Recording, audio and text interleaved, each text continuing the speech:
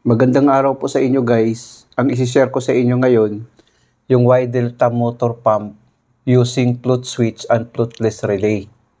Ang setup nito guys, pag malakihan na yung pump motor natin, kailangan natin ng Y Delta connection. Itong floatless relay natin guys, ito yung sa overhead water tank natin. Ito namang float switch natin ay sa underground tank natin.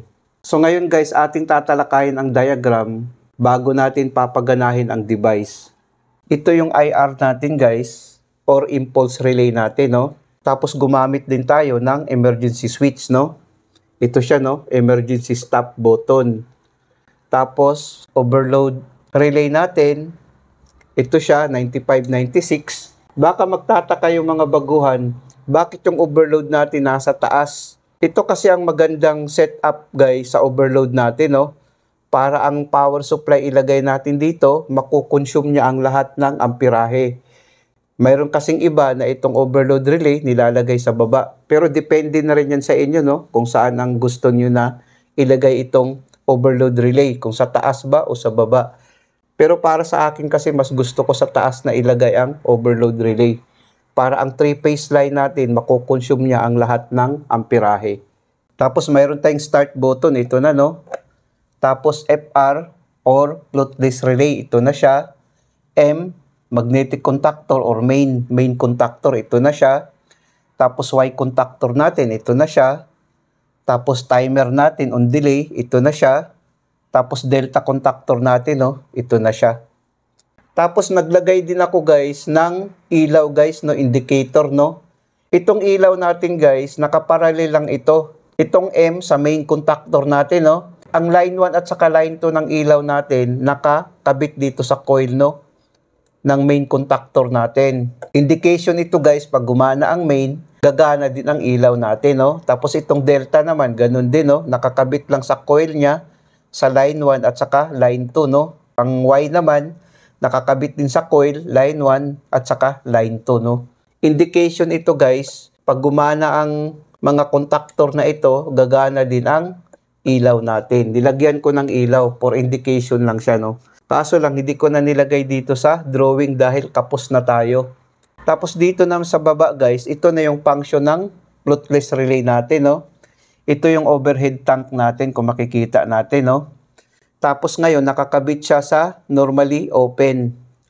Ito siya, normally open kung makikita nyo dito, 8 at saka 6, Nakakabit sa main contactor natin, Ganun ang function niya guys. Ang number 1, ilagay mo pinaka mababa ang portion sa water tank natin, Tapos ang number 4 naman, ilagay natin sa kataptaman lang, Hindi siya sa pinakamababa. Tapos ang black naman, dito naman, Ito siya guys, nakasetting to sa overhead tank natin, Nakalagay kasi dito supply at saka drainage. Pag supply, overhead tank yan. Pag drainage, underground tank, Iset lang natin to. Ang function nito guys, pag mabasa itong black cable natin, mamamatay ang motor natin, ang pump motor natin na Y Delta connection. Tapos ngayon, pag hindi naman mababasa itong blue wire, gagana ulit ang pump motor natin na Y Delta connection. Tapos dito naman sa float switch natin guys, pag ganong position siya, ibig sabihin, naka-close ang contact niya, Ibig sabihin, mayroong tubig doon sa ilalim ng water tank natin, Pag bababa ito guys, ibig sabihin walang tubig, mag-open naman ang contact nito, Hindi gagana ang main contactor natin, ito sila. Hindi siya gagana. Ang purpose kasi nito guys, para hindi makahigop ng hangin ng ating pump motor.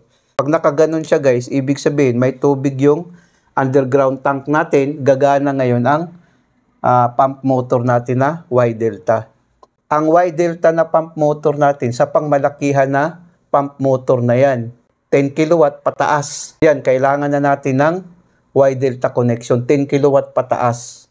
Ngayon, pag-aralan natin ang function guys, Paglagyan natin to ng power supply, ang line 1 at saka line 2 or neutral, pag i-press natin tong start button, magko-close ito guys, Ang kuryente ngayon dadaloy dito, Gumana ngayon ang IR natin. Pagana ng impulse relay natin, i-close to ng impulse relay natin, Ngayon, pag bitawan natin tong start button, babalik to sa normal position na naka-open. Gaganon siya, no? Tapos itong IR natin, guys, nakasetting to sa auto mode. Pag babalik sa ganong position, guys, still pa rin ito na magko-close, no? Ngayon, gumana ngayon ang flutless relay natin. Ngayon, pag walang tubig ang tangke natin sa overhead tank, magko-close ito, guys, no? Pag close niyan, gagana ngayon ang pump motor natin. Pag gana ng main contactor natin, guys, magko-close din ito, guys, no? Ang unang gagana, ang main at saka Y, no? At saka timer, kung makikita natin, no? Dahil gumana ang Y natin, mag-o-open ang contact nito. Ngayon, after 3 seconds, guys, ang setting ko sa timer ay 3 seconds lang. After 3 seconds, i-open to ng timer. Ito kasi yung normally close ng timer. Ngayon, mamamatay itong Y contactor natin, no? Pagpatay ng Y contactor natin, guys, magko-close naman ito, no? Magko-close ito. Pag close niyan, guys, magko-close din ito, guys, no? Dahil gumana ang timer natin. Naset siya sa 3 seconds. Ngayon, ang kuryente ngayon, dadaloy dito, no? Gumana ang delta ngayon. Pag gana ng delta natin, guys, i-open to ng delta. Mamamatay ngayon itong timer natin. Pagpatay ng timer natin, guys, magko-close ito. Babalik to sa normal position. Dahil gumana ang delta natin, guys, magko-close din pala ito. Tapos ngayon, mag-open ito, guys, no? Dahil namatay yung timer natin, no? Dahil hanggang dito lang. Ngayon, ang kuryente ngayon, dito dadaloy, no? Gumana ngayon ang main at saka delta. Ngayon naman, pag i-press natin to ulit itong push button natin, ang kuryente ngayon dadaloy dito, no? Magti-trip naman ito, guys, no? Magti-trip ito. Pag trip nito, guys, mag-open ang contact nito, no? Pag bitawan natin to, babalik to sa normal position na naka-open. Gaganon siya, no? Ngayon, ang kuryente ngayon, dahil namatay ang FR natin, mag-o-open ito, guys. So, mamamatay din ang main contactor natin. Pagpatay ng main contactor natin, guys, mag-o-open ito. Pag open yan, mamamatay ngayon ang delta natin. Pagpatay ng delta natin, guys, mag-o-open to. Tapos naman, ito naman magko-close. Halimbawa ngayon, gumana ang Y delta motor natin, no? Pag i-press natin itong emergency switch, mag-o-open ang contact nito, mamamatay ang Y delta na pump motor natin.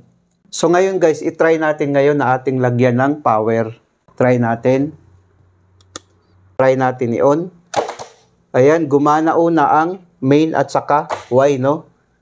Ngayon, gumana ngayon ang main at saka delta after 3 seconds. Pag nababasa itong black wire, guys, mamamatay ngayon ang main at saka delta, no?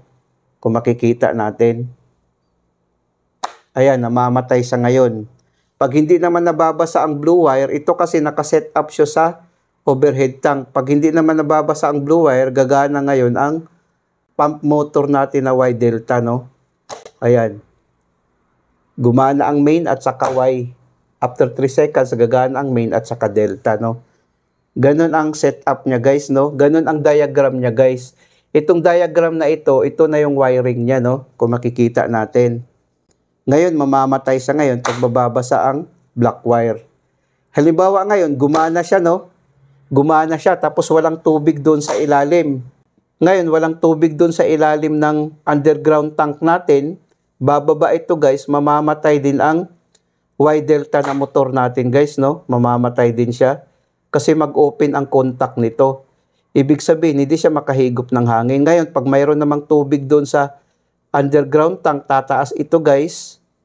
Ngayon, gagana naman ang main, ang Y delta connection natin na motor, no? Ang Y delta natin na motor. Ganon ang purpose nitong flutless relay natin, guys, no? Yun ang purpose niya. Ngayon, i-try naman natin ulit. Ngayon, namamatay siya, no? Pagtataas ito, pag hindi nababasa ang blue wire, gagana siya, no? Main at saka Y ang una, after 3 seconds, main at saka delta ang gumana. Ngayon, pag i-press natin itong emergency push button, guys, mag-o-off yan. Mag-o-off ang motor natin, no? Kasi mag-o-open ang contact nito. I-try natin. Ayan, namatay siya, no? Namatay ang ilaw natin. Ganun siya. Pag i-press natin to ulit, gagana ngayon ang main at saka Y, no? Tapos, after 3 seconds, gagana ang main at saka delta.